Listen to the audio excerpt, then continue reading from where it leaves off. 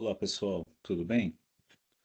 Estou na reunião aqui, né? Enquanto não está chegando nenhum aluno, né? Eu estou passando aí a agenda 9 para vocês.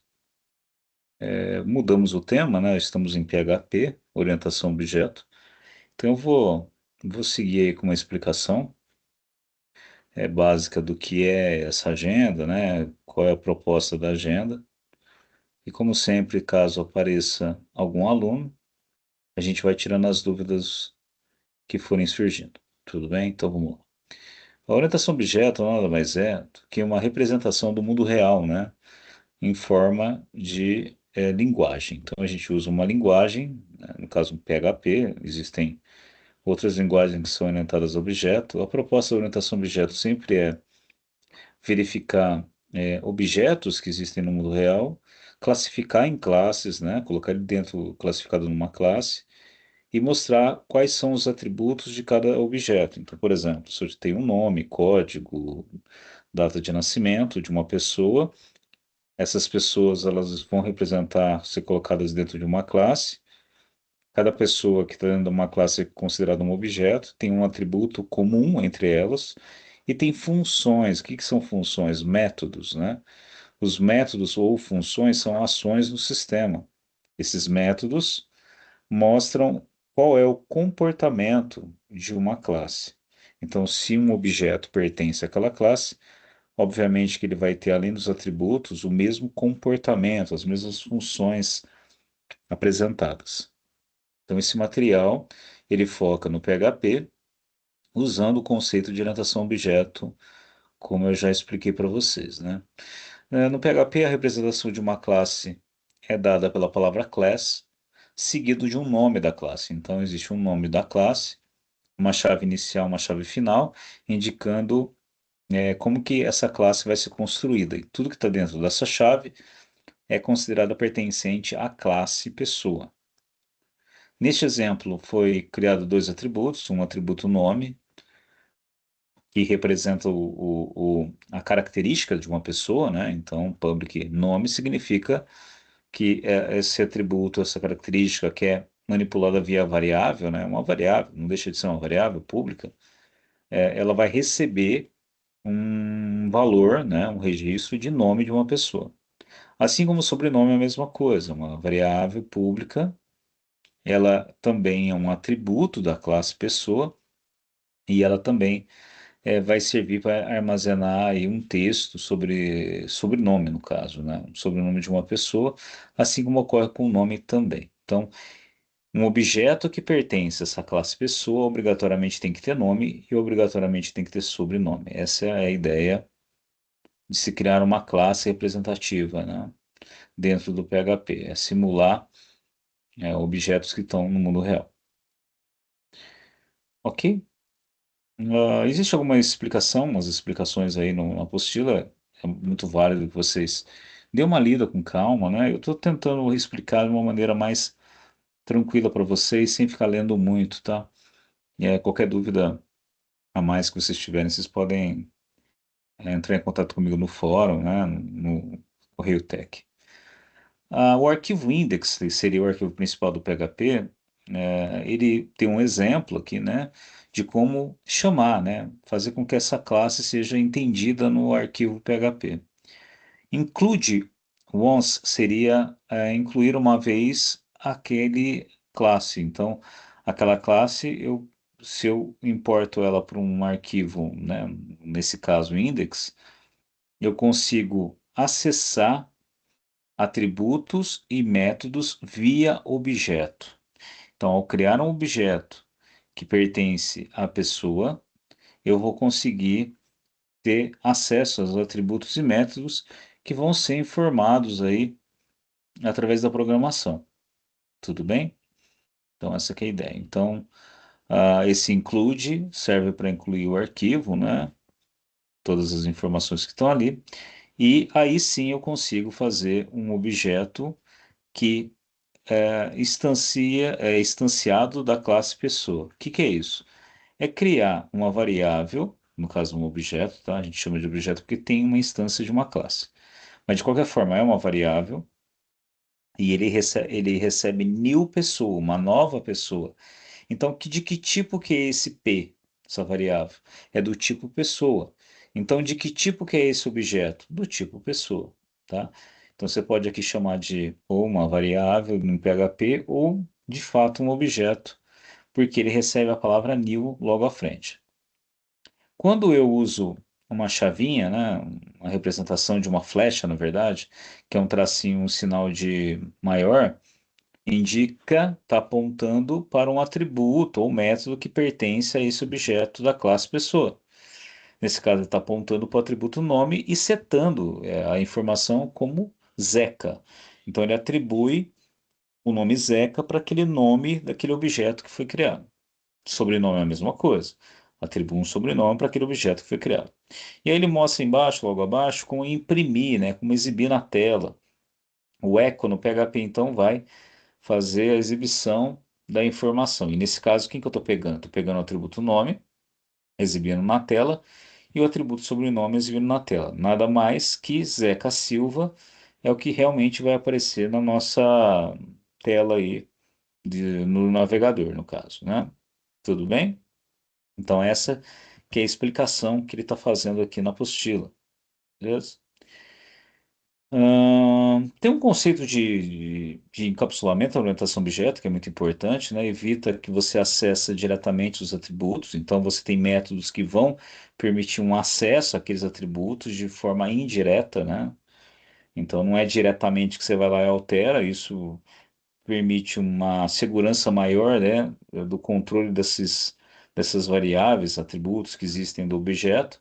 Então, assim, para cada objeto, quando eu startar um nome, uma idade, ou sei lá o que, né, qualquer atributo que pertença a ele, significa dizer que aquela informação ela não vai poder ser alterada.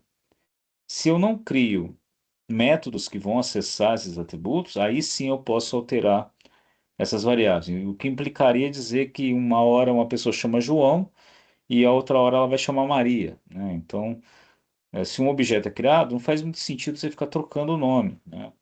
Então, a ideia é que você não tenha acesso direto ao atributo, e sim via métodos que vão acessar o atributo. Tudo bem? Que métodos que são esses, né? Eu vou mostrar logo a mais que os métodos que vão setar uma informação no atributo, ou seja, atribuir um valor, e tem métodos também que vão get, ou seja, pegar a informação daquele atributo. Então, nota que eu não acesso diretamente, como por exemplo, nós temos aqui nesse exemplo, onde eu acesso diretamente e exibo na tela, né? É via atributo que eu vou fazer. Certinho? Então, ah, ele dá algumas informações a mais sobre public e private, public vocês entenderam, né, na minha explicação. Já o private é o que eu falei, eu não vou acessar diretamente a variável, eu vou acessar os métodos públicos que vão permitir que eu repasse informações para a variável. Ok? Aqui, ó, um exemplo, né? A gente tem um modificador private para o nome, aqui ele dá um exemplo na apostila. Private significa que eu não posso ir lá e atribuir um valor direto na variável. Então, se a gente tentar executar algo parecido com o que está embaixo, ou seja, estou falando lá, P, nome, né, e Zeca, a hora que eu atribuo Zeca, vai dar um erro na tela, dizendo que um atributo, né, uma variável private, não pode ter um acesso direto, apenas com os métodos de controle mesmo que eu já havia falado para vocês, tá bom? Deixa eu fechar aqui. Eu não sei se eu já estou espelhando a tela inteira, né? Mas de qualquer maneira, meu WhatsApp tocou aqui, tá? Ok, entendido essa parte. Então, seguindo aí, o que mais que nós temos aqui? Quando a gente coloca os atributos privates, né? Então tem que ter uma maneira de atribuir valor aí. Então ele está protegido, está encapsulado, mas eu preciso também continuar tendo acesso a essas variáveis. Só que esse acesso é através de métodos de acesso, são as funções aqui, né? Então, para cada nome, estou dando um exemplo de atributo, que ele chama em nome, você vai chamar de set nome, que ou seja, setar o nome, atribuir valor por nome, e get nome. que é pegar a informação. Então, ao invés de eu simplesmente chamar o nome, eu tenho que chamar o set se eu quero jogar valor, e eu tenho que chamar o get se eu quero resgatar o valor. Setar valor é passar via parâmetro um valor. Então, por exemplo, se eu quero falar que aquele objeto é do nome Gustavo, então eu seto o valor como Gustavo, né? E ele chama essa variável da classe, né? No caso, o nome. Por isso que é a palavra this. This significa essa variável que está dentro da classe. Recebe o quê? Recebe o parâmetro que vem. Da mesma forma que get, ao invés de passar parâmetro, né? A gente não tem a passagem de parâmetros, faz total sentido, porque eu não quero passar nada. Se eu quisesse passar, eu iria setar. Como eu só quero pegar alguma coisa, no caso, pegar o nome, eu coloco um return. Então, minha função retorna o nome que foi atribuído anteriormente, né? Então, se eu chamei de Maria, no set nome Maria, na hora que eu pegar get nome, vai estar escrito Maria. Aí, se for na tela, né? Na tela. Tudo bem? Então, existe uma alteração aqui, incluindo pessoa, criando objetos, setando agora o nome, tá vendo? E pegando dessa forma get nome quando eu quero realmente resgatar e mostrar na tela.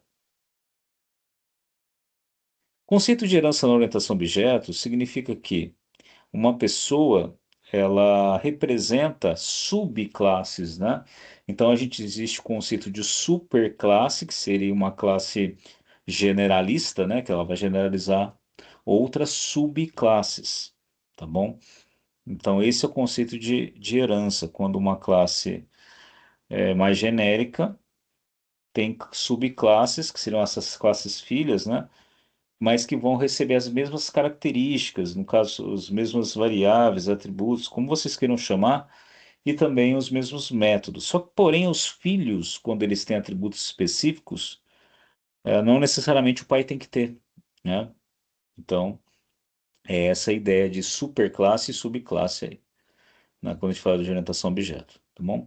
Então, como é que a gente faria para dizer, por exemplo, que a,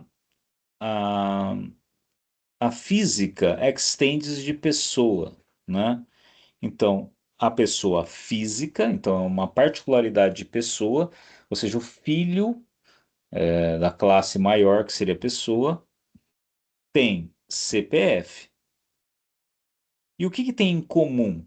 Tem em comum todos os atributos de pessoa. Então, se pessoa diz que tem nome, significa que tanto pessoa física como jurídica, se extendes de pessoa, vai conter o mesmo nome. Então, extends é uma palavrinha reservada que indica que existe uma herança, onde física é filha da superclasse pessoa, pai, mãe, né? No caso, classe principal aí.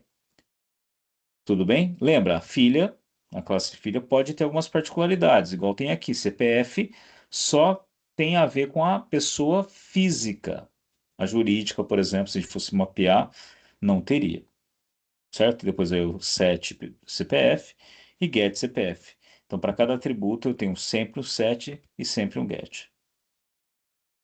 Mais um exemplo aqui, a gente tem jurídico estendendo de pessoa, então tem duas classes, subclasses que estende de pessoa. A diferença é que essa jurídica vai ter um atributo particular que seria o CNPJ, tá? E dois métodos também, set para setar e get para pegar. Ok? Toda vez que eu quero incluir essas classes para minha aplicação, eu coloco include. Eu vou incluir, no caso aqui, a pessoa física e a jurídica, tá? São os três classes. E aí sim eu consigo criar objetos, por exemplo, eu quero criar um objeto da pessoa, então seta o nome lá da pessoa como Zeca. Para pegar o nome dela, você coloca get nome. Depois, cria um objeto físico, né? Pessoa física. Seto o CPF dela, ok? E também consigo pegar esse CPF através do método GET. Já no jurídico, seto o CNPJ e depois eu consigo também resgatar esses valores. Então eu seto e resgato só para vocês entenderem como é que funciona, né? Então na tela vai aparecer isso. Então aí ele mostra o código inteiro, né? Com essas adaptações todas, ok? Ok. Aqui a gente tem física estendendo de pessoa, significa que física vai ter nome, né? Isso eu já falei. Quando é private, você só consegue acessar via métodos de acesso, getset. Exatamente o que está acontecendo aqui, tá bom? E olha que interessante, ó, por mais que a física não tenha nome, o atributo nome aqui, mas tem em pessoa. Se tem em pessoa, ele consegue puxar de lá. Ele consegue entender que esse atributo corresponde à classe maior, à superclasse pessoa. Tudo bem? Ah, isso aqui tá ok, beleza. Agora vamos modificar o index para realizar o teste e observar a função do comando protect, né, com herança, em herança, né? Então aqui a gente tem também a importação de físico e jurídico, a gente tem o objeto sendo criado, setando os valores e mostrando esses valores. No mudar nome, eu pego o físico e apenas exibo as informações da pessoa física, até porque já foi setado tanto o nome como o CPF aqui em cima, certo? No jurídico, eu seto o nome e CPF e também exibo os dois, ok? É assim que funciona então. Aqui é um diagrama de classe. O diagrama de classe apresenta a herança através de uma seta aberta, e aí a gente aponta para a superclasse, e aí a gente tem as subclasses. No caso, é uma pessoa, classe super, e as classes sub seria professor e aluno. Qual que é a vantagem de fazer isso? Nome e CPF vale para professor como vale para aluno também. Já existem atributos particulares das subclasses, como informação, não tem nada a ver com pessoa, porém, corresponde a alguns objetos de pessoa que possuem informação. Tem outras pessoas que não possuem essa formação. Por isso que a gente engloba que todos os professores, obrigatoriamente, teria que ter uma formação para ser professor. Por isso que ele está aqui nessa classe e não na classe super, né? Assim como o aluno, ele cursa. Então, todos os alunos cursam algum curso.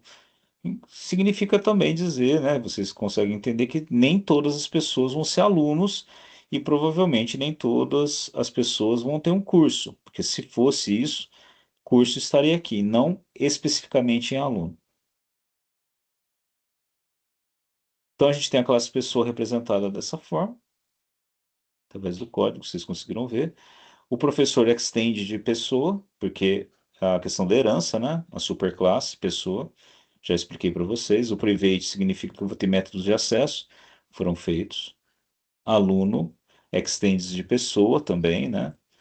Tem o private e também se tem private tem get set de cada atributo private. A gente pode testar o arquivo colocando valores, né, nessas duas classes, nesses dois objetos.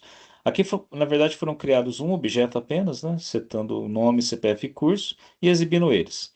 Depois, setando um objeto professor, né, todas as informações, e também exibindo eles, né? Então, acredito que ninguém teve muita dúvida, ninguém me perguntou, no Correio Tech nem no fórum. Acredito que o exercício, o último exercício foi tranquilo, né? Qualquer dúvida, eu estou à disposição de vocês. Beleza? Se essa reunião está sendo gravada e depois eu disponibilizo o link para vocês, né? Ok? Ok. Deixa eu apenas encerrar então a nossa gravação. Não apareceu ninguém aqui para tirar dúvida, tá? Qualquer coisa me procure.